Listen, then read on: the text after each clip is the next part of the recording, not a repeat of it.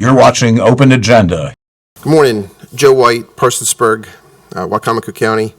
I appreciate that you had Laurie Carter and Charles Schmeckel here today for the work session. I do want to remind you that on April 21st, at this very meeting, the agenda stated that there would be a work session with the county auditor, the director of finance, the acting director of public works, and the deputy director of finance, who's also Charles Schmeckel. At that meeting, only the internal auditor was present. So that was 4 months ago. Or 3 months ago, my apologies. So we talk about time, and Vice President Merritt, you stated on June 16th that you wanted to have this wrapped up by November, and I understand your cause for wanting to have a deadline. It was hard to watch that work session, not because this is not whether the executive is right, or the council is right, or the auditor is right. That's not what this is about. This is about the charter, 305E, and the citizens of the county, and the fiduciary responsibility of the folks who are on the council, in the administration, and in the internal auditor's department. 0 out of 52 is a failure of that charter. It just is. I'm not here to assign the blame. That's not my job. Charles Schmeckel said today, and I quote, "The executive has an obligation to supply the internal auditor with the materials that they're requested." And I agree, that's in the charter. 0 out of 52. My question is, where are we going to go from here? Okay, again, I'm not here to assign blame. What I want to see is a body that can work together, and I don't see that right now. There's one person in particular that I'd love to hear from, because I imagine his frustration level has to be at a very high, but I'd like to hear it from him, and that's Mr. Ralph Capon, who wrote the letter, and it was referenced at the first July meeting. He's on the audit review board. I think his voice is probably the same voice that a lot of folks in the county have. I want to know that their money's being spent. We're a conservative county. We'll make sure our money's being spent and it's accounted for. Plain and simple. So we either get results or we don't, but that's where we're at. Thank you.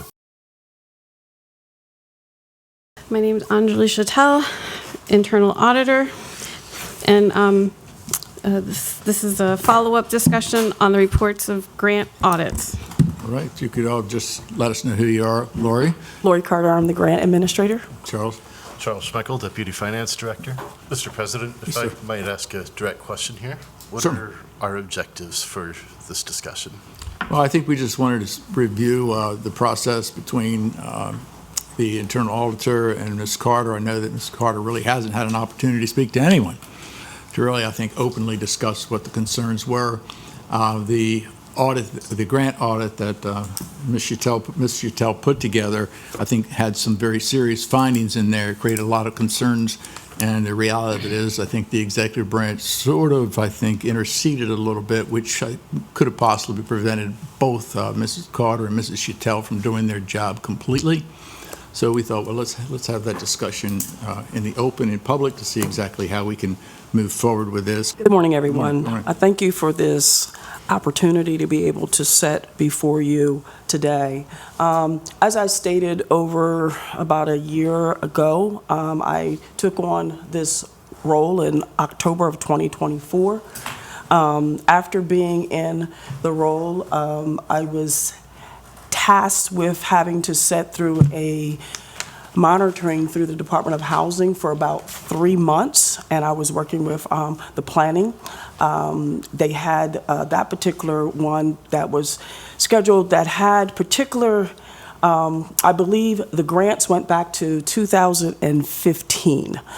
Sometimes with the state that happens, unfortunately, but it does. And so that's where I spent a considerable amount of time making sure that was good. One of the things I think when I first had came on, I was given the opportunity to set in one of the first meetings, which was with the Department of Emergency Services. At that particular meeting, it was my understanding that that particular department was supposed to be reviewed. And as time went on, that had changed and that particular scope had pretty much expanded. Due to the fact that, again, this was a new position, I'm still learning all of the departments, what it is that they do. It has required, believe it or not, and I have to admit, I thought this was going to be pretty much an easy dunk. It is not. It has taken me a year and I guess short of 7 months to really get a good feel of where we are. It was never the intent to make anyone's life or work difficult. It's just being able to pull these things together appropriately.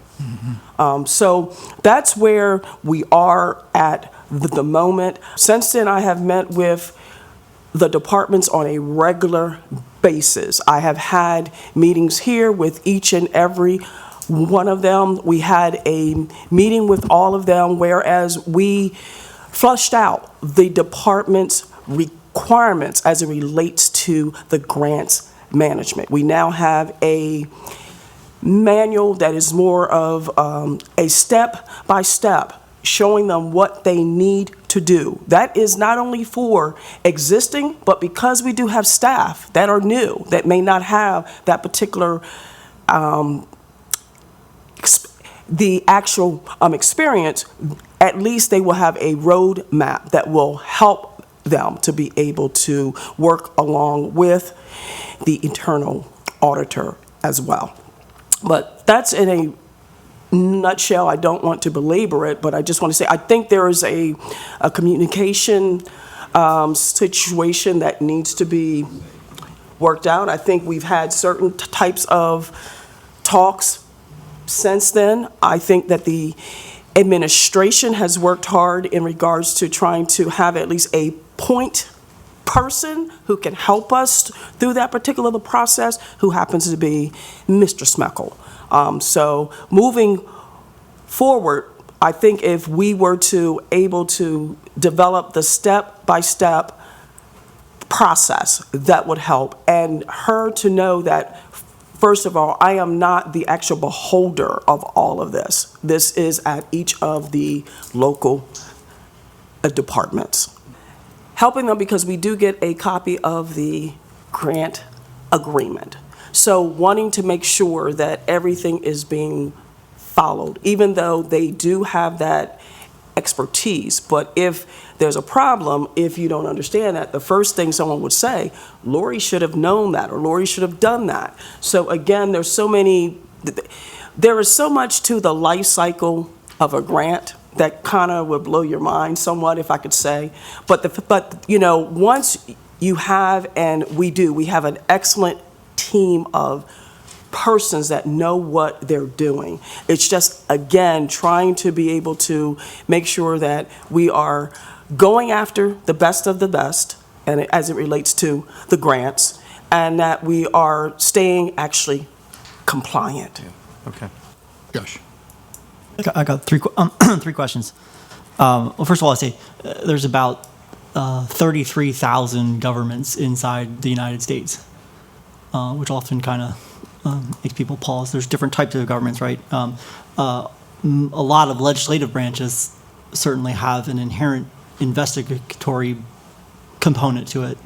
We're not Congress, we're not subpoenaing anything, but the ability for the legislative branch to understand, what's happening, and especially because we hold the purse, right? So I guess three questions I have. Number one, are there grant types, or are there grants or types of grants in which the county does not submit a grant report?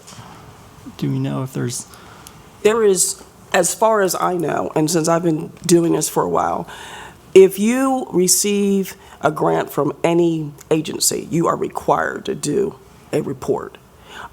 There's not many agencies that do not come out and actually monitor. So that's going to be an oversight that happens first with that particular agency. So I don't know of any that just will pretty much say, here's a check, and Right. bye-bye. I guess that brings me to the second question: is it, I'd ask the county executive or the administration, but is it the administration's view that council's role has the authority to review grant reports? I don't even want to say grant agreements because that's on the executive side of things. But after it's all done, tied up, and we say, hey, we spent, we bought 47,000 nails for this particular project, whatever it is, the grant agreement's tied up in a bow and it's done and sent off. Is it the administration's view that the legislative branch has the authority to review those? I guess is the question that I'm pondering. My view is absolutely. Most definitely. I didn't want to speak first. I wanted him to speak first, but I would definitely. Okay, yeah, so then I guess then that just comes down, then the third obvious part is then, okay, then I think what you all are getting at, and especially, as it's been mentioned, it's never going to be fully centralized role. It's always going to be a slightly bit decentralized, but having someone that can help organize this, I think is helpful. But I guess what is the process for then, I guess, going forward for the legislative branch to be able to request and review any of those grant reports? And I'm not saying, to be clear, I'm not saying to jump in and get involved with the writing of a grant or how it was executed. But once it's done and submitted, what is then the process for us to easily, or in this case, I say the legislative branch, and I include within that Ms. Chattel and that role, but ultimately as a check on those who hold the purse, how do we have a process internally, or what do we need to do to set up a process internally to make sure that we could then theoretically review those grant reports to know that the money was spent the way that it was supposed to be spent, or to then just quickly look and say, hey, clearly this, the amount that was given doesn't match up here, what happened? And I think that's really where the core of what we want to make sure going forward, that that we have the ability, and especially in the internal auditor, has the ability to then review and understand what happens within monies that was given to the county and how it was allocated and spent after. Right, but I think without question, we cannot blur the lines. The executive branch, the administration does not have any role whatsoever in oversight with the internal auditor. If the executive chooses or sees something that's, dissatisfactory, so to say, so to speak, that would be something that would be directed to the department head, which would be you. However, you may choose to. Not a department head. Excuse me? I'm not a department. I was a grant administrator. Thank you. Okay, thank you. But, I think that role, under no circumstances whatsoever, is the administration supposed to have any oversight on the internal auditor. That's very, very clear. There's standards of objectivity that specifically state that that the internal auditor does not subordinate her authority or her judgment to any other outside source, and that's very important. And I think that's what I'm a little concerned with a couple of emails that we've had here recently in reference to this whole issue.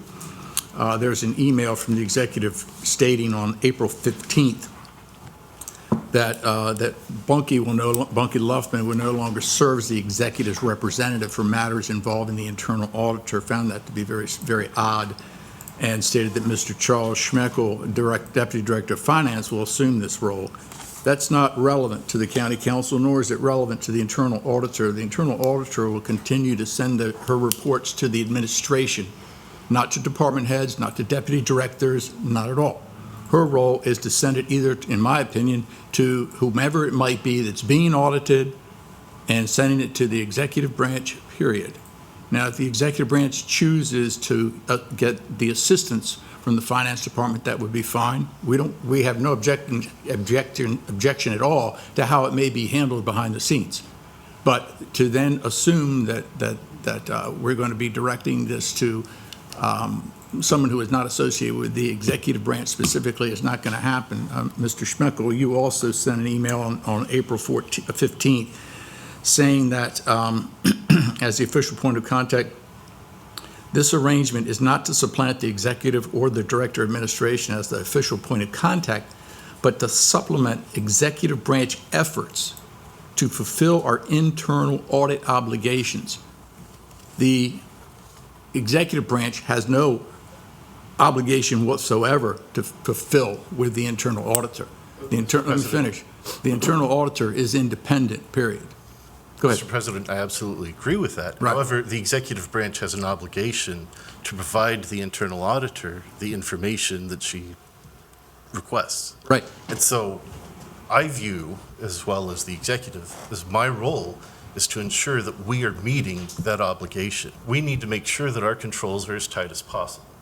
The internal auditor is an important component of that.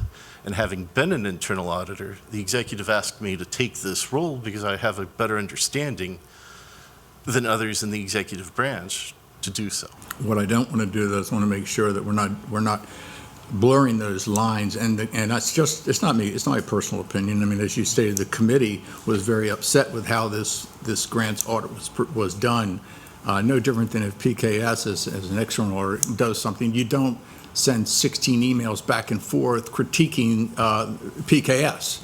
You simply respond to what was noted, and you give your management report, and that's how this breaks down. I think that's some type of sensibility we were trying to get back to in the county in reference to the internal auditor. Dave, you had a question? Actually, several, and maybe getting into the weeds a little bit. Okay, so we're hearing that there were 52 items that were never provided, I think, data points or whatever the case may be. So that's, overall, that's kind of like our starting point. That's the feedback that says, okay, there's an issue. That's why we're sitting at the table today. But looking at the process, the most important step, it seems like to me, is the entry meeting. When you establish all the ground rules and you say, this is the process, this is the data we're going to need, this is who's going to supply it. And from there, it should move rather smoothly if everybody has agreed to those parameters. And that would be then, getting specific, it would be in this case, I would say the point person would obviously be Ms. Carter, and then she would then determine who is the keeper of the information, and that would be the flow process. It sounds that in my simple mind, that's how that would be arranged, and it would be direct. So then I read that there was an entry meeting on January 29th. I'm just kind of wondering if there were no objections, and maybe there were, how did it get so far off track, and that big gap of time that we were waiting for responses? My recollection of the answer to that was, the answer to when the question was asked, who provides the information, was you would have to approach each individual department to get their grant documentation. Ms. Carter could assist, please copy her on that. But to those of us, at least on our side of the table, we thought we had the understanding that you had to go to each individual department. If you look at the prior grants audit by a prior internal auditor, it will say that things were decentralized, and that's generally what it meant. He went to each individual department. But if I read, and correct me if I'm wrong, and I may be, I thought I read that during the entry meeting, it was determined that Ms. Carter would be the point person, and then maybe it wasn't that way, and then she would have the task, which might be arduous, to go to each department head and retrieve it and bring it back to Ms. Chattel. I think you've identified the key point of miscommunication on this particular audit. I think that Ms. Chattel heard one thing while the rest of us intended something else in our mind. Okay, so just to be clear, what she intended it to be the way I said it, but your understanding was that it was to go direct to the department heads, or do I have it reversed? Looking back at it, because I had to go through and figure out what happened on this audit. We do take this seriously, that we went back. It appeared Ms. Chattel thought she just had to direct the request to Lori, while our intention was, if you need to look at grant documentation, you'd have to go to each individual department.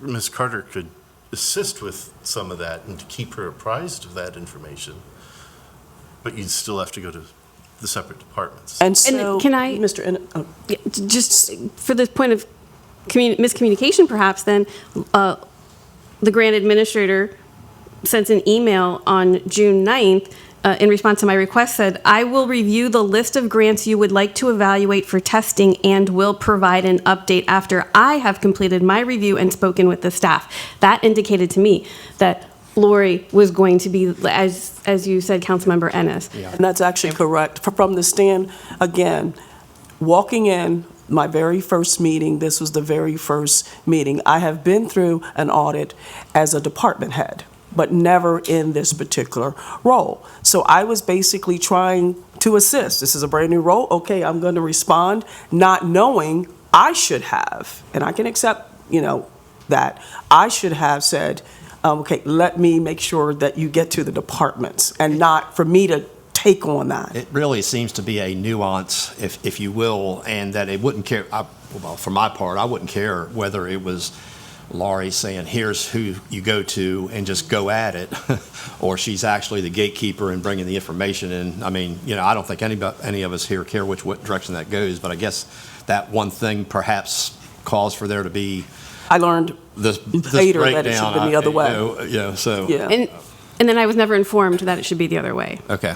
I feel like I was not informed of the change. James? So just to be clear, going forward, if Aunt Anjali needs to audit anything, she is to tell the two of you what's going on, first with Lori, then Mr. Schmeckel?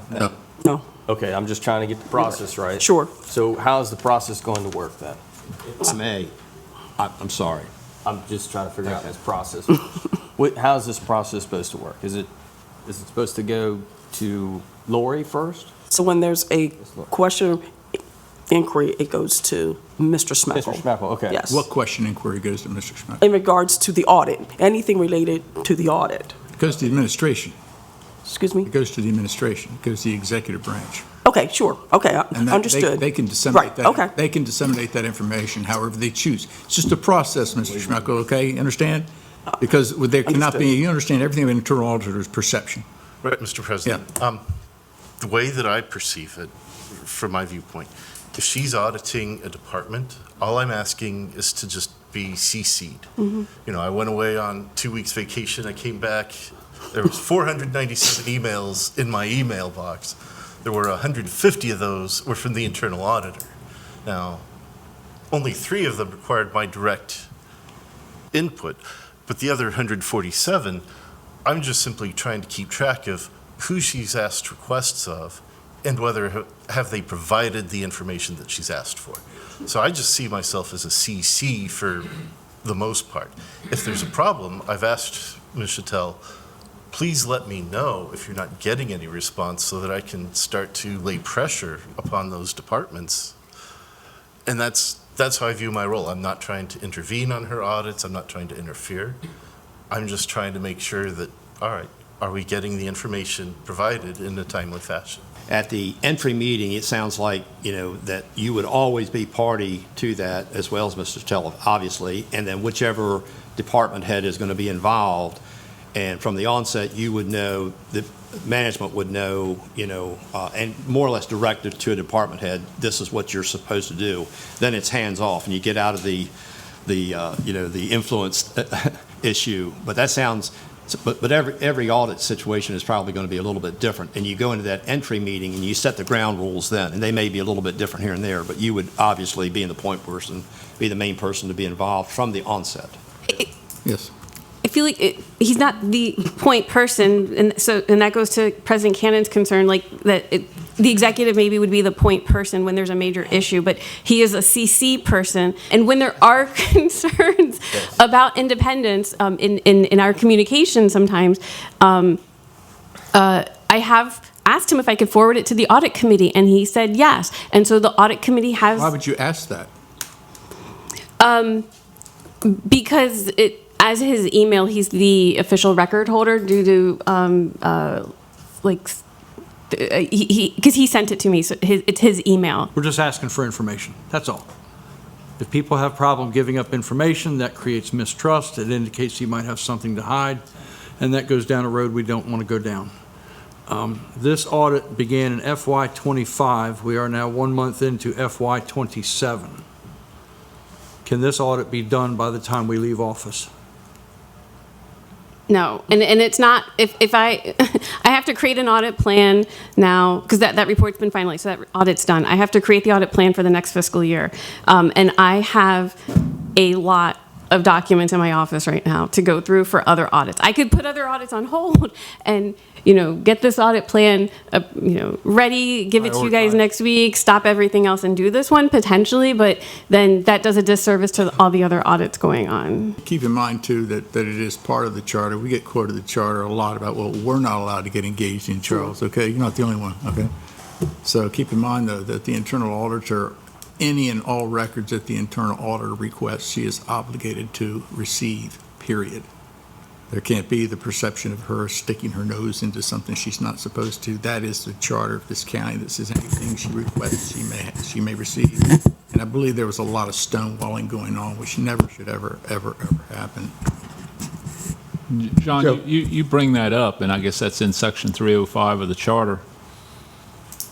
If that's correct, and I'm sure most employees of this county read the Charter, how come when she asked for the information, it wasn't given to her?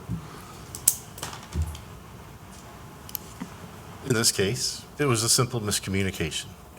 There were. I can't, wait a minute, questions- Charles, can I interrupt you? I can't hardly believe that as many emails that went back and forth trying to get information, that there was miscommunication.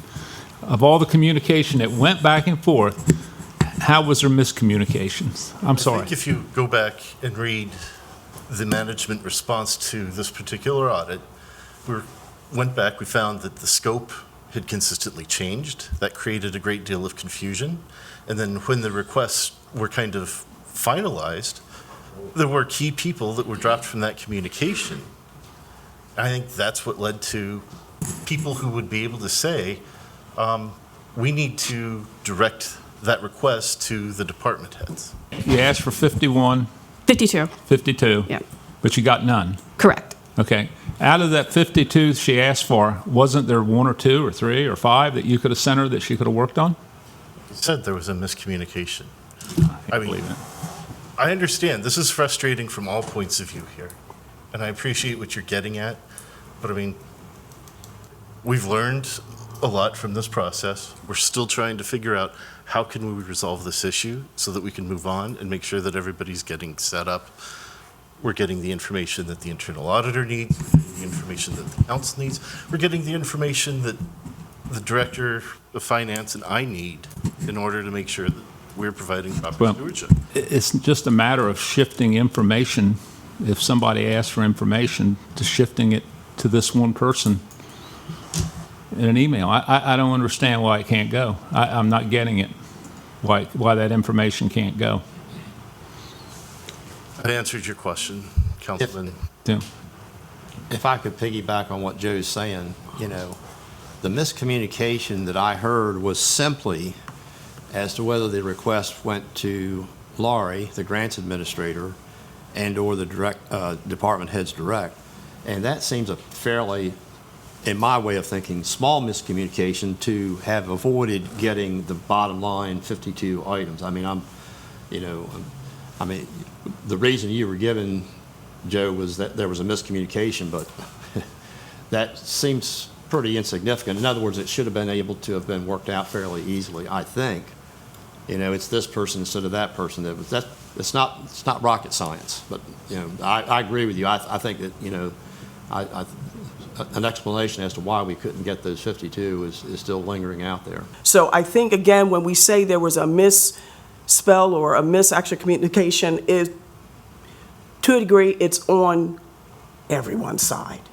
We need to set up some sort of mechanism. I had previously reached out to members of this council, and I appreciate the 2 members that took the time to speak with me, as I do have some concerns over the internal audit program and how it's being carried out. I think it would be helpful, and I've attempted to reach out as far as getting at least 1 or 2 members of the audit committee to where we can sit down for a quarterly meeting. I think that would be a good way for them to filter that out. Now, we still need to work on how we want to accomplish that. I've attempted to reach out as far as trying to do a monthly status meeting. There's concerns over independence, so I got to respect that. I understand your point of view, and absolutely, we do want to make sure that I'm not unduly influencing the internal auditor. But on the other side, I want to make sure that she can go through the audits and that we can confer on the status of hey, Charles, this audit, I'm just not receiving anything. Is there anything you can do to assist?